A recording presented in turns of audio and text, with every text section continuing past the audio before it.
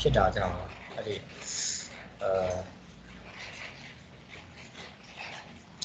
ဒါရှင်းလိုက်တာကြောင့်အချိန်က chapter စာအတက်အတွက်နည်းနည်းရော့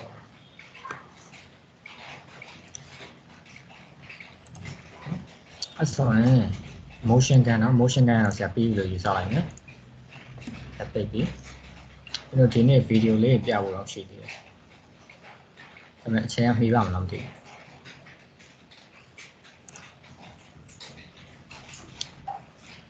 free form နော်အဲ့မနေ့တုန်းကဆရာဘယ်မှာအဆုံးတက်လိုက်ရတည်လား example 6မှာအဆုံးတက်လိုက်တယ်6ပါ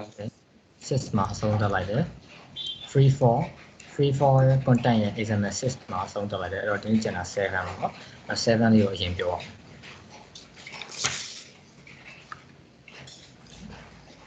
example 7အဲ့တော့7ဟိုလေးဖတ်ကြည့်ပါမယ်ကိုဖတ်စာအောင်ရှင်ဖတ်စာအောင်ဖတ်ပါနော်ဟုတ်တယ်မှာ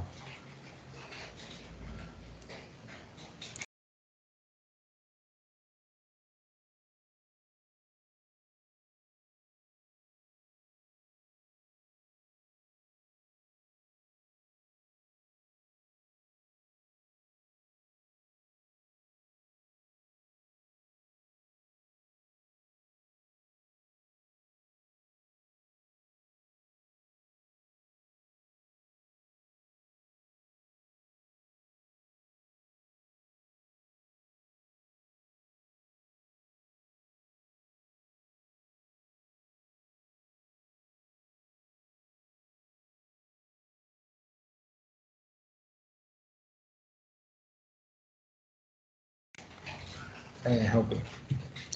ဆိုတော့ဒါက free form မှာသူပေးထားတဲ့ example တွေကတတိယမြောက်ပုံစံเนาะ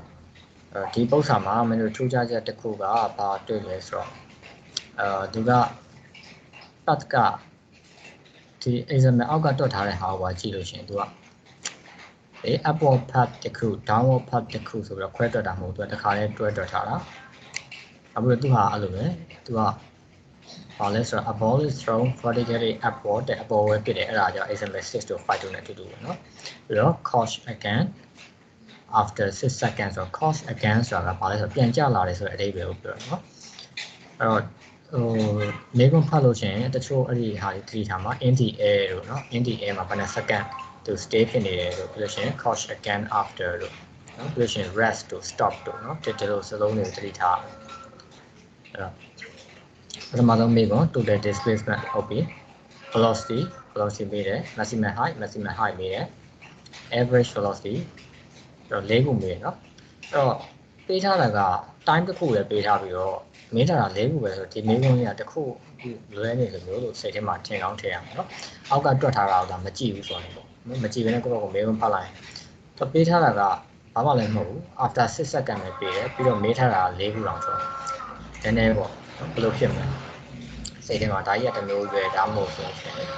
မေးခွန်းမှားနေလားဒါမှမဟုတ်ဆိုရင်ခက်တယ်ပေါ့နော်အဲ့လိုမျိုးထင်ရရှိတယ်ဒါမဲ့တကယ်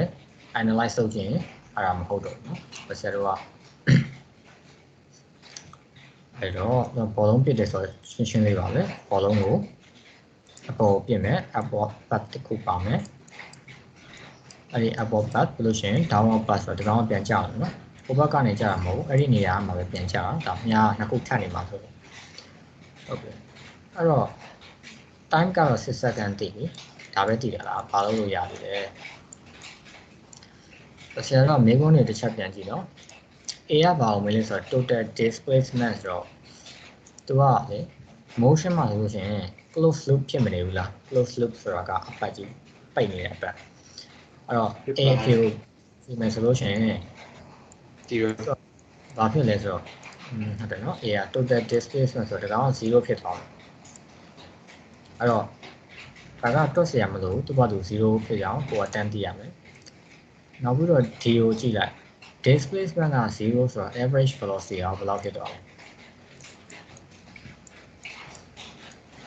0ပဲเนาะ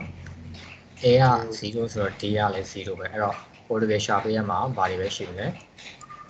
B ကိုရှာပေးရမယ် C ကိုရှာပေးရမယ်ဟုတ်လားဒါပဲရှိမယ်ဟုတ်ပြီအဲ့တော့ B နဲ့ C အတွက်ပဲစဉ်းစားရအောင် ဆိုတော့ page တစ်ခုပဲရှိတာဖြစ်တဲ့အတွက်မလုံလောက်သေးဘူးသူက velocity ရော maximum height ဆိုတော့ h ပေါ်ရှာခိုင်းတယ်အဲ့တော့ဆရာတို့ v ကိုလည်းရှာခိုင်းတယ် h ကိုလည်းရှာခိုင်းတယ်เนาะ h okay velocity which is thrown ဆိုတော့သူ့ရဲ့နောက်ကဟာက which is thrown ဆိုတော့ v naught ကိုမေးတာ initial velocity เนาะအဲ့တော့ v naught အဲ့တော့ဒီမှာ v naught ရှိတယ်အပေါ်ရောက်သွားလို့ရှိရင်မနေ့တော့ပြောတာဘယ်လောက်ဖြစ်သွားလဲဒီကောင်လေးကလေထဲမှာခဏရက်သွားလို့ရှိရင်သူက0ပဲမလားเนาะအဲ့တော့ဒီပုံစံမှာ0တွေများတယ်အဲ့ဒါကြောင့်သူကဘာမှမပေးထားတာဒီလိုရောက်သွားလို့ရှိရင်0အဲ့လို့ရှိရင် time ကလေtotal က6 second ဆိုတော့ဒီဘက်က t1 ကဘယ်လောက်ဖြစ်လဲ3 second ဟုတ်ပါတော့တခြားလူတွေရမယ်နော်ဒီဘက်က t2 ကလည်း3 second ဘာလို့လဲဆိုတော့ကြာလာတဲ့အချိန်နဲ့ဆင်းလာတဲ့အချိန်တွေကတူပဲဆိုတော့ပြည့်နေစားလိုက်3 second 3 second တော်တော်များများတည်လာပြီနော်တည်လာပြီဆိုတော့တွက်လို့နော်လေချုပ်လုံးတော့ပေါ်လာတယ် okay နော် clear အဲ့ဒီတော့မှ v naught ကိုရှာပေးမယ်ဟုတ်ပြီv naught ကိုရှာမယ်ဆိုလို့ရှိရင်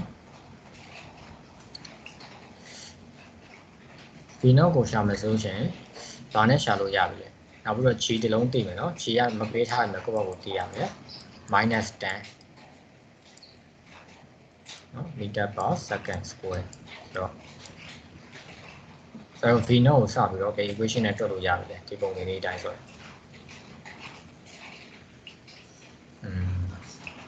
h equal to v naught divided half gt square အဲ့တော့အဲ့ဒီဟာနဲ့မတွက်ခင်မှာဆိုတော့ရိုးရိုးလေးနဲ့ပဲတွားကြည့်ရအောင်เนาะ square တွေပါမပါတဲ့ဟာပေါ့အဲ့တော့ဒီပုဒ်စာနှစ်မျိုးတွက်လို့ရတယ်ဖတ်စာအထဲကခုနပြောရတဲ့ equation ကတခုဆိုတော့ကိုရိုးရိုးရှင်းv naught v equal to v naught plus gt နဲ့တွက် gt နဲ့ဆိုအဲ့တော့ဒီဥစ္စာကဘာတွက်တာလဲဆိုရင် upward path တစ်ခုအတွက်ကိုပဲဆရာရည်ရွယ်ပြီးတော့တွက်တာเนาะစာအုပ်ထဲမှာလိုက်ရင်ရေးထားပါတော့ v ကအပေါ်ဆုံးရောက်သွားရင်0 initial ကမသိသေး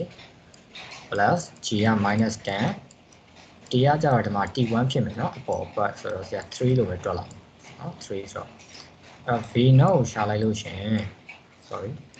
ရေးရတာသိအဆင်မပြေဘူး30 meter per second မရဘူးလားရမယ်เนาะဒါအပေါင်းရပါတယ်ဖတ်စာအုပ်ထဲမှာじゃတခြားနည်းနဲ့တွက်ထားတယ်ဒါလည်းသူလည်း30ပဲเนาะအဲ့မင်းတို့ဟိုနောက်မှာအပေါင်းဆိုတော့ upward direction ဆိုပြီးတော့စာလေးနဲ့ရေးပေးအဲ့ဒါမရေးတော့ဘူးဟုတ်ပြီအဲ့တော့ပြီးလို့ရှိရင်နောက်တနည်းဟိုဟာနဲ့တွက်ပြအောင်အဲ့ဒါလေးရှိမယ်နောက်တစ်ခုကဘာလဲဆိုတော့ v naught ပြီးလို့ရှိရင် h ကိုရှာမယ်เนาะ maximum height ဆိုတော့သူက h တော့မယ်ဆိုတော့ equation ကိုထပ်ပြီးတော့စဉ်းစားရအောင်เนาะ h ကကြတော့ဘာနဲ့တွက်လို့ရလဲ v naught တွေရှိတယ် v တွေလည်းသိပြီအဲ့တော့ h ကိုလို့မဆိုရှင် h equal to v naught t plus h equal to v naught t plus gt square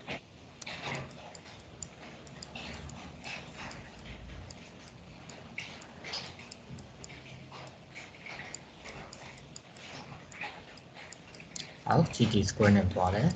အဲ့တော့ v naught က30 t ကကြတော့ t1 နဲ့ပဲတွက်မယ်နော် t1 နဲ့ဆိုတော့upward path တဲ့ဒီ CRC တွက်တာလဲ upward path နဲ့ပဲတွက်တာ downward path ကိုမစဉ်းစားဘူးစဉ်းစားကြမလို့သေးလို့နော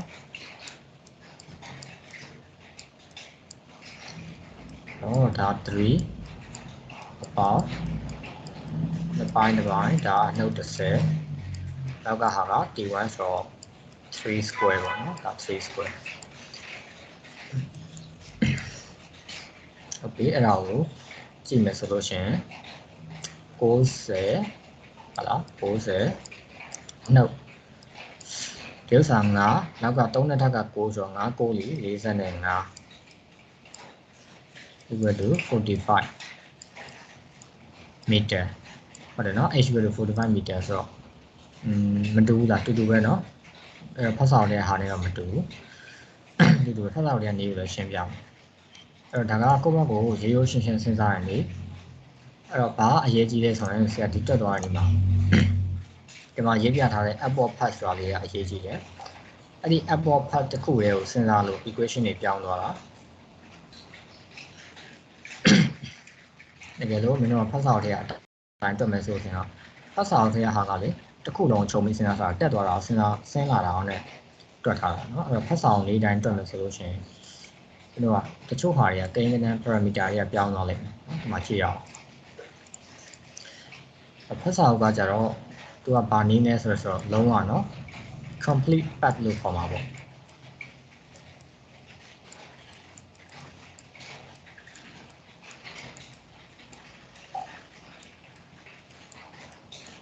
အဲ့တော့ complete path နဲ့တွက်မယ်ဆိုလို့ရှိရင်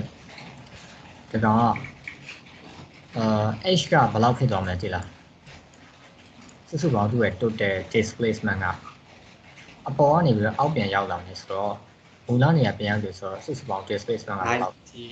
90အဲ့ဒါ distance ပြောတာပြောမယ်နော်ဟိုက linear motion နဲ့တူပဲစမှတ်ကဒါပဲစုံမှတ်ကလည်းဒါပဲဆိုတော့ဘယ်လောက်0ဟုတ်ပြီနော်ခုနက90ရဲ့အဲ့ဒါ displacement ကို distance ကိုပြောတာနော်ဒီမှာပြထားတဲ့ height ဆိုတာက vector ဒီကောင်က vector အဲ့တော့ vector ဆိုတော့ vector နည်းနဲ့စဉ်းစားမယ်ဒီကောင်က0နော်ဟုတ်ပြီဒါတွက်တဲ့ခြားမှာတော့ဒါမထည့်ရအောင်passport ထဲကိုလည်းကြည့်လိုက်သူက h ကိုနေရာမှာဘယ်လောက်ကိုတွင်ထားတာလဲ0ကိုတွင်ထားတာတွေ့လား total displacement equal to 0လို့ရေးထားတယ်တွေ့ရနော်သူကအဲ့ complete path တစ်ခုလုံးနဲ့စဉ်းစားလို့အဲ့ h ကို0လို့တတ်မှတ်လိုက်တာဆိုတော့ path 1 path 2ခွဲတွက်မယ်ဆိုလို့ရှိရင် h က45ပဲဖြစ်မှာနော်အဲ့တော့မှသူကတခြားနည်းလမ်းနဲ့ပါလဲဟုတ်ဘူးနော် h စဉ်းစားမှာ h equal to v naught t plus initial v naught t plus half gt square နဲ့တွက်မယ်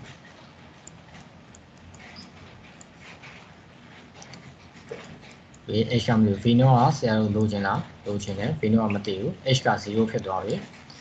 ဒီမှာလဲ time ကကျတော့ t1 t2 မဟုတ်တော့ဘူးเนาะသူပေးထားတဲ့လုံးဝ6စက္ကန့်အောင်တွက်မှာအဲ့တော့ဆရာတို့အပေါ်ကအပုံနဲ့မတူတာဘာမှမတူလဲ h ကလည်းမတူတော့ဘူး t ကလည်း3နဲ့တွက်တာမဟုတ်6စက္ကန့်တွက်တာနှစ်ပိုင်းတစ်ပိုင်း g က -10 ဟုတ်ပြီเนาะတကယ်လို့ကြားဖက်ပြောတာဒီပု္ပ္ပစာကိုနားမလို့ရှင်ဆရာတို့ခေါင်းနဲ့လုပ်ပေးထားတယ်ဒီနေ့အဲ့ဒါပြန်ကြည့်လို့ရတယ်เนาะပြန်နားထောင်လို့ရတယ်ခဏနေတင်ပေးမယ်ဒါလည်း6ပဲเนาะအဲ့တော့6နဲ့တွက်တာเนาะအဲ့တော့ဒီလိုတွက်ရင်ရောအပြေထွက်လာစဉ်းစားကြည့်အောင်ဘက်ကကောင်ကိုဆရာခက်နေမယ်ပို့လိုက်မယ်minus 956လို့ဆိုတော့30အဲ့တော့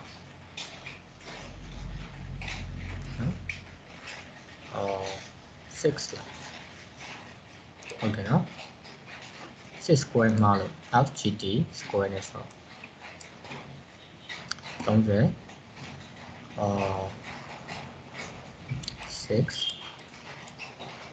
306v naught equal to 360လားအခု78မှာလို့180เนาะအဲ့ဒါမှာ v naught ကဘယ်လောက်ရလဲ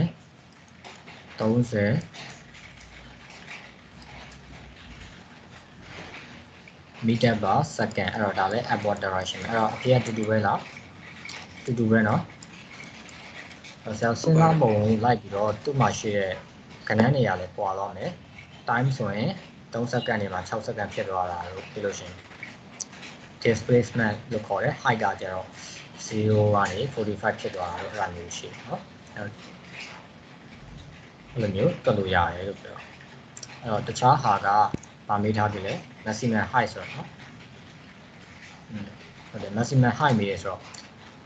ဆရာကဒီမှာကဒုတိယတစ်ခေါက်တွက်လို့ရှိရင်သူက height က0ဆိုတာကသူ့ရဲ့ displacement က0လို့ပြောတာเนาะဒါကြောင့်ဆရာ total h လို့ထားမယ်ဆိုရင်ဒုတိယမှာလည်းအကောင်ပါဆရာ c ကို h max လို့ပြောလိုက်မယ်เนาะ h max ဆိုတာကျတော့ဒီကောင်ကပတ်တစ်ခုလုံးစဉ်းစားလို့မရဘူး total ပတ်ပဲဖြစ်တာပဲစဉ်းစားတာဖြစ်တဲ့အတွက် h max ကိုဆိုလို့ရှိရင်ဘာနဲ့ရှာလို့ရလဲequation က v square equal to v naught square plus 2gh a call word them a tassing, no? Bombales or Pomamino H go 0 how much H will be a shiny resolution, right?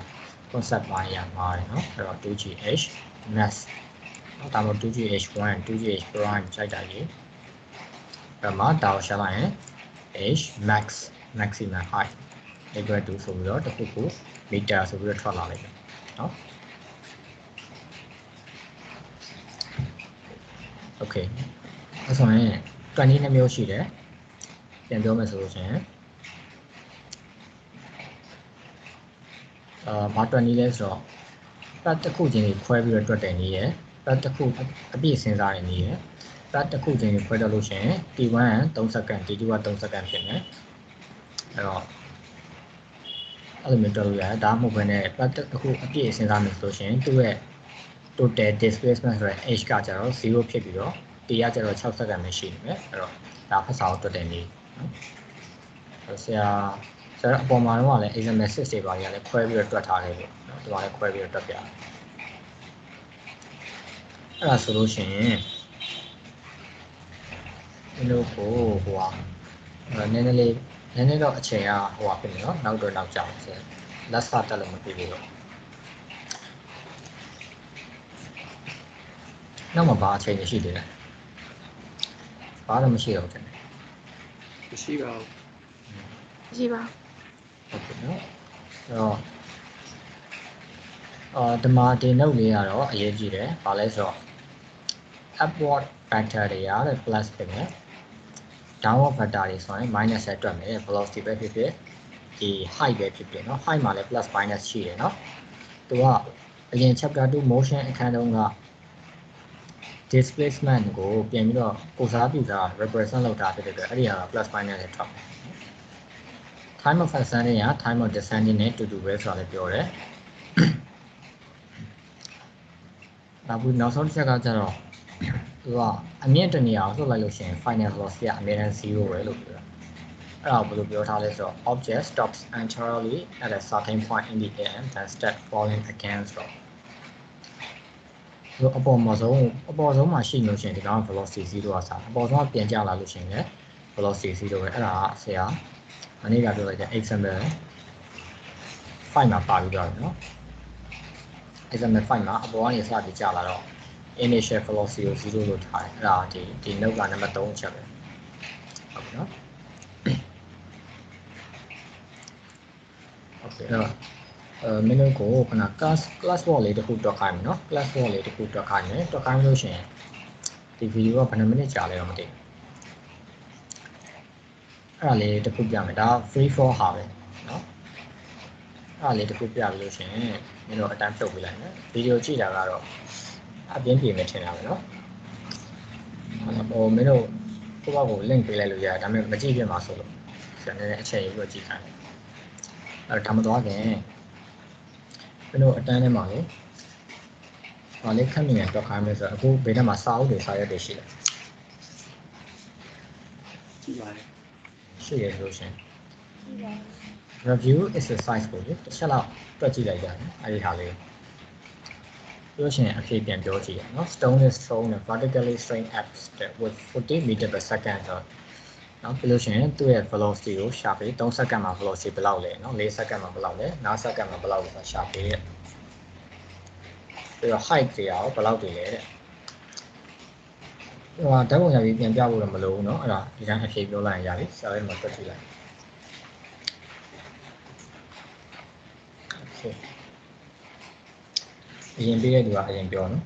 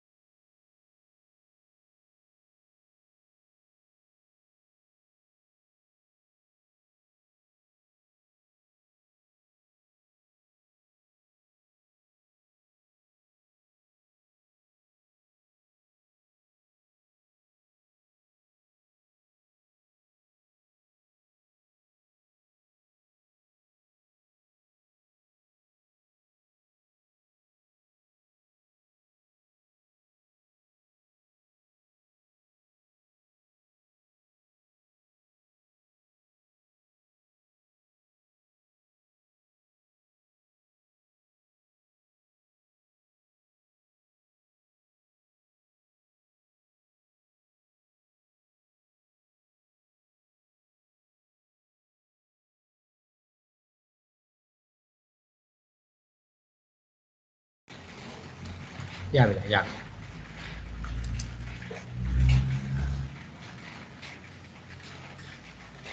ဘယ်လောက်တွေရကြလဲ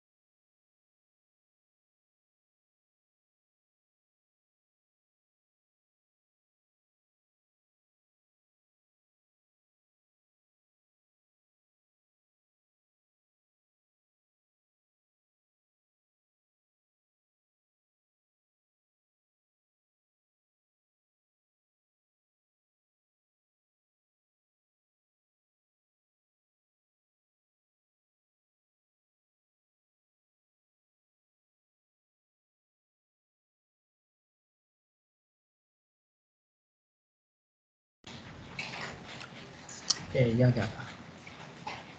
ဘူးတော့မရဘူးဟုတ်ပြီအကုန်လုံးတွက်ကြည့်ကြနော်ကင်မရာကြီးပိတ်ပြီးတော့ပြန်ထိုင်ဝင်နေတယ်တက်နေပါစေတက်နေပါ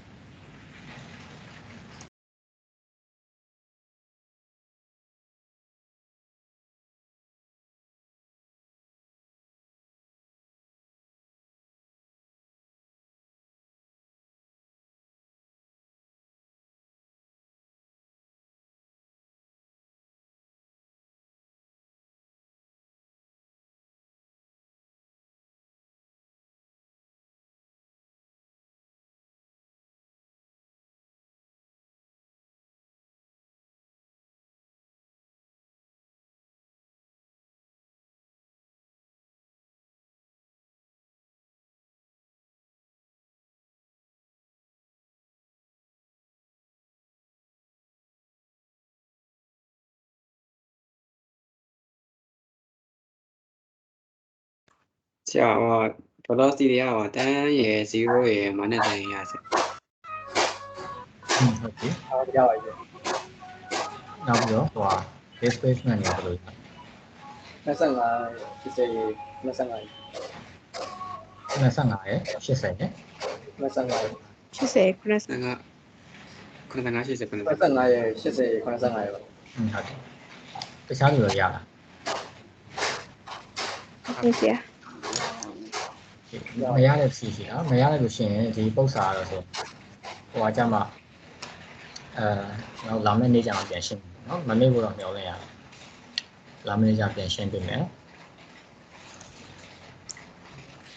အဲ့တော့လွယ်ပါတယ်နော်40နဲ့စပစ်တယ်ဆိုတော့ဘာနဲ့တွက်လိုက်လဲ v equal to v0 plus gt နဲ့တွက်လိုက် gt နဲ့တော့တွက်လိုက်ရှင်အမှ3လို့ရမယ်သူ့ရဲ့ပုံစံကလေဘယ်လိုဖြစ်လဲဆိုတော့အပေါ်ရောက်သွားတယ်ပြီးတော့ရက်သွားတယ်ပြီးတော့ပြန်ကျလာတယ်နော်အဲ့ဒီ value တွေထွက်လာမှာဟုတ်ကဲ့အသေးစိတ်ကတော့မရသေးတဲ့လူတွေကဆက်တွက်လိုက်ပါနော် ဟုတ်ပြီဒီလောက်ဆိုရင်ဆရာမင်းတို့ class 4တော့ပြီးပြီ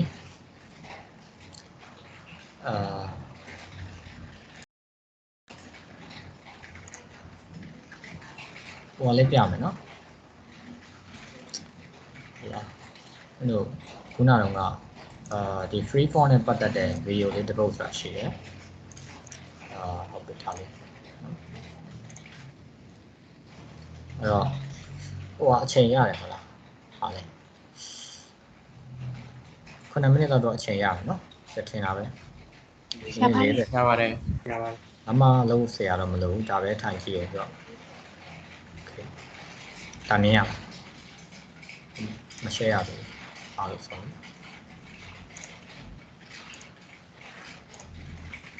โอเคဒါနည်းရမြင်ပါတယ်ခဏပြန် share လိုက်ကွန်ပျူတာကလည်းအတန်ပါမပါတော့မသိဘူးစာတန်းတော့ထိုးပေးထားတယ်အတန်မပါရင်Okay. I'm about to experience weightlessness for the first time. Oh my god. Oh my god. That is so strange. Oh my god. This is totally freaky. This is way better than I expected. I'm just going to say this right now. I'm going up to the ceiling, and here we are. I am ridiculously excited because behind me is a 0G plane. I'm in France. I was invited here by the YouTuber Bruce. This is Bruce, Diana, physics girl. We are going, flying some parabolas. We're going into 0G. It's going to be awesome. Come on. The principle behind weightlessness is pretty simple. The plane and everything inside it just need to accelerate towards the Earth at the same rate as a freely falling object in a vacuum. That is 9.8 meters per second squared. So you can think of your body as this pen and the plane as this bottle. And when it's freely falling, there's no contact force between the pen and the bottle, and so the pen feels weightless. So you might think the way to do this is just to put the plane into a dive, but that's not actually how it works. Instead, the plane starts climbing at a steadily increasing angle. With no windows inside, it's impossible to tell that this is happening, and all you feel is pressed into the floor with a force 1.8 times your body weight. This is because the plane's acceleration is directed upwards and perpendicular to the floor, and it makes standing very difficult. Not only are you nearly twice as heavy, all the blood drains from your head and into your feet, which made me pretty dizzy. So weak! Lying on your back is much more comfortable, and we're advised not to move our heads around and look straight ahead, because in hyper-G, our vestibular system is hypersensitive to movement, which can lead to motion sickness, and that's why this is sometimes called the vomit comet. I kind of like this. It is fun. Feels like someone lying on you. Yeah. And I like that. Yeah. Once the plane is climbing at about 50 degrees, the engines are ramped down and the plane is put into a parabolic trajectory. It's at this point that you start experiencing weightlessness. I can feel myself getting lighter. Whoa, that is such a strange feeling.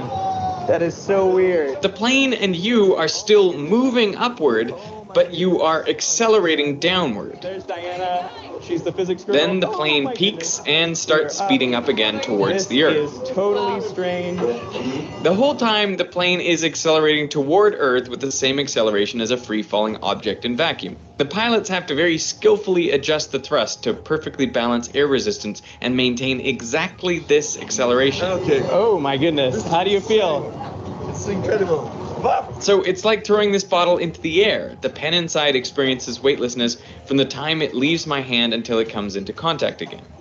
After 22 seconds of weightlessness, the pilots pull out of the dive, again subjecting us to hyper-G as the plane accelerates upwards.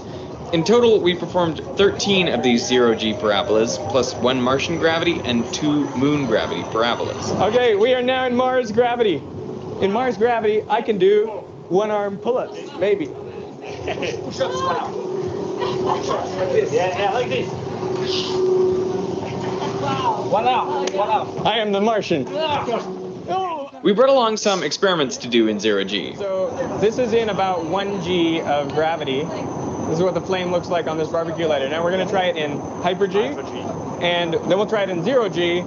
and it should be. We will see. We will see. We take it for granted that flames have this distinctive shape, but that's only because of gravity. The products of combustion have more energy and so move around faster and take up more space than the cooler air around them. Therefore, there's a buoyant force on them which is greater than their weight, and so hot air rises. This helps pull in the oxygen from around the flame to continue the reaction. We're going through hyper-G. I keep blowing out the candle because the stress of hyper-G is significant. In hyper-G, this effect is magnified, since the effective gravity is almost twice as much. This amplifies the difference between the weight of the hot air and the weight of the cooler air around it, and so the hot air rises faster, making a longer flame. Oh my goodness. Look how that flame just wafts in 0G because there's much less buoyant force to carry away. And so the combustion is not as good. You can see a lot of smoke coming off of that candle. That is incredible. Hey, Dad. Hey! So we still have a gas flow, so this is why the flame is not circular. It still goes up because it is not a sphere, but it looks very strange. In 0G, the hot air is still less dense than the cooler air, but now there is no weight and no buoyant force. So the flame doesn't rise as high. This flame still maintains some of its shape because of the flow of fuel from the lighter. Otherwise, the flame would form a sphere, like on the space station, where it's very difficult to maintain the combustion reaction because it's hard for oxygen to access the fuel with all of the combustion products getting in the way. So if you're ever unsure about what the gravitational acceleration is where you are, well, looking at a flame is a pretty good way of finding out. I also brought along a Slinky to try the slow motion Slinky drop, but in 0G. Of course, here I couldn't dangle the Slinky under its own weight, so I swung it around my head instead. The effect should be similar, with each coil stretched to provide